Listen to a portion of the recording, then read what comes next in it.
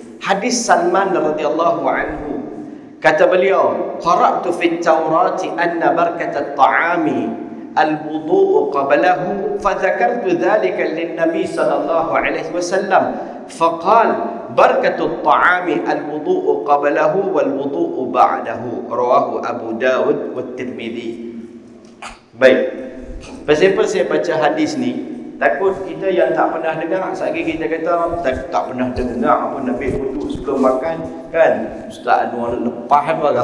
Sebab tu saya baca hadis ni dengan matan sekali, dengan sanad, dengan riwayat dia sekali. Baik, kita katakan basuh kumuk mulut dengan basuh tangan tadi, dan kita dalam mazhab Syafi'i kerana kita ambil dari segi lughah bahas tentang makna wuduk tu. Tetapi masih lagi afdal kita beramal dengan zahir hadis. Makna kita ambil wuduk masih lagi afdal.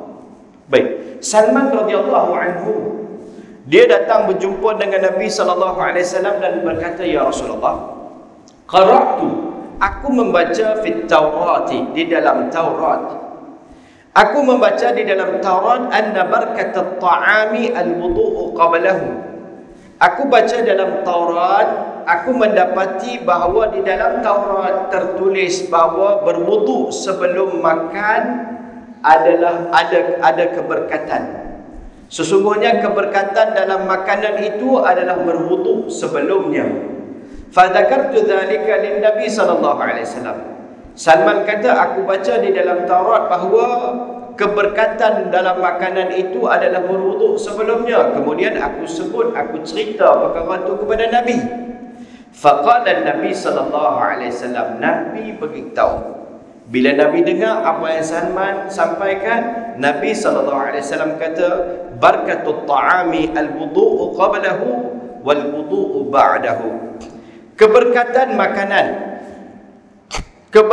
makanan, kata baginda Nabi sallallahu alaihi wasallam, al-wudu adalah berwudu sebelumnya dan berwudu selepasnya. Makna baginda Nabi sallallahu alaihi wasallam bukan mengiyakan semata-mata, bahkan baginda Nabi sallallahu alaihi wasallam mengatakan, ya, sebelum dan selepas. Dalam Taurat ada sebelumnya, kan?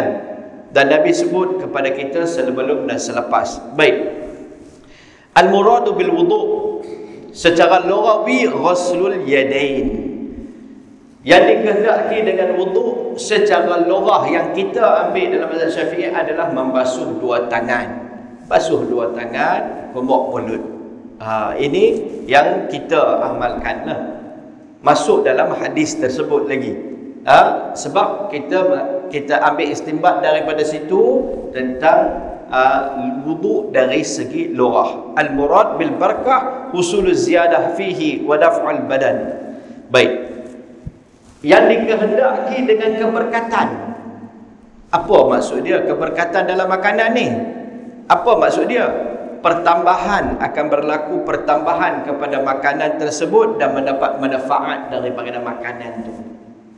Makanan yang kita makan dengan kita basuh tangan dan kita kumuk mulut sebelum kita makan ni, makanan tersebut akan ada keberkatan sebelum dan selepas. Maksud dia apa? Akan berlaku pertambahan dan bagi manfaat pada orang yang makan tu.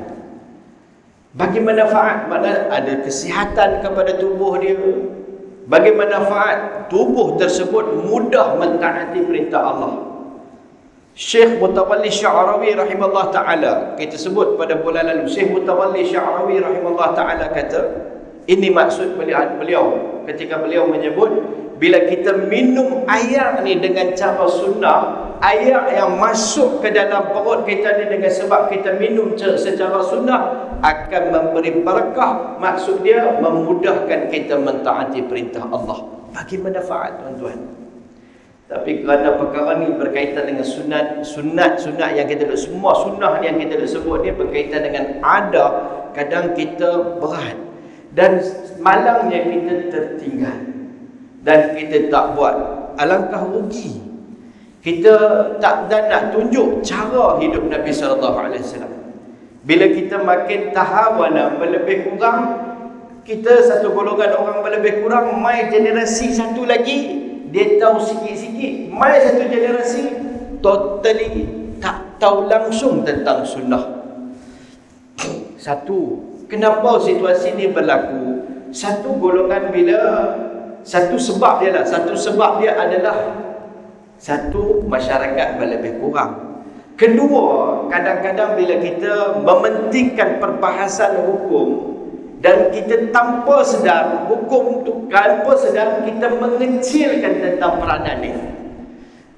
Bab sunnah ni semua memanglah penting, tapi kita tengok dulu fiqh ni lebih penting, fiqh ni lebih penting. Kadang kita tekan tu semua penting, kita cerita tekan tu kita kadang lebih kurang tentang ni. Sudah tentu fiqh penting dalam kehidupan kita, sudah tentu semua penting, tetapi kita kata bila kita berlebih kurang tentang perkara ni, kita meremehkan atau memperkecilkan sunnah-sunnah fi'liyah ni, akhirnya dia hilang daripada budaya masyarakat kita. Hari ni kita nak hidupkan balik semula. Kena praktik benda ni, kena amal. Bukan susah pun, benda duk buat dah. Niatkan sunnah, kita dapat pahala. Baik. Yang kedua, hadis daripada Anas radhiyallahu anhu.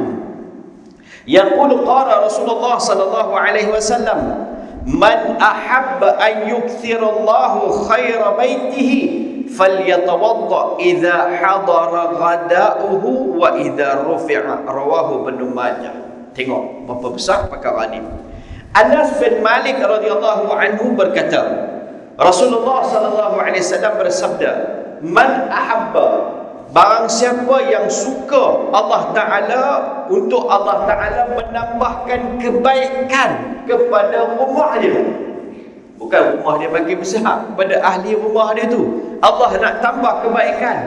Barang siapa yang nak Allah tambahkan kebaikan kepada rumah dia, falyatawadda, hendaklah dia berwuduk ketika dia hampir, makna ketika dia hadir untuk makan tengah hari dia.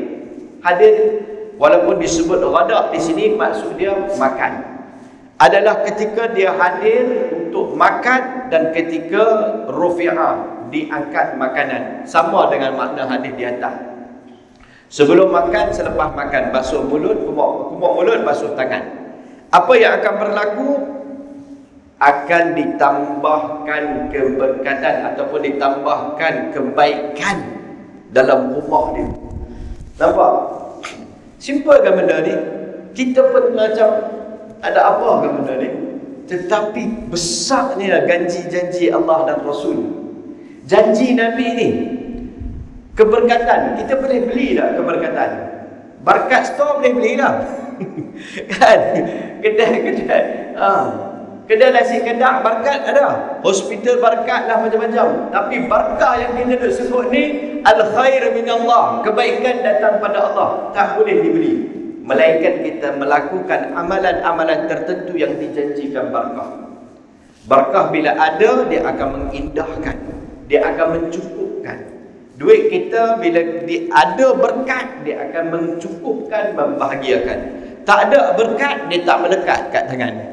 Dia kira duk tirih. Saya tak tahulah pasal apa dalam hidup. Saya ni gaji bukan kecil sangat, kan? Maksudnya besar lah, tapi tak pernah cukup. Dia bukan tak cukup tentang kuantiti tu, kualiti tu. Tak cukup bukan tentang nilai tu, nilai di dalam ni. Qanaah bila tak ada, kan? Bila tak ada, sentiasa tak cukup. Dia miskin. Miskin bukan di kuantiti tu, miskin di hati. Laisal ghina an kathratil a'radi walakinnal ghina ghinan nafs.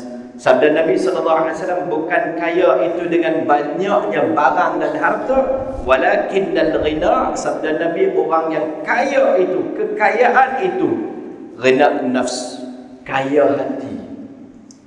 Kaya hati rasa sentiasa cukup.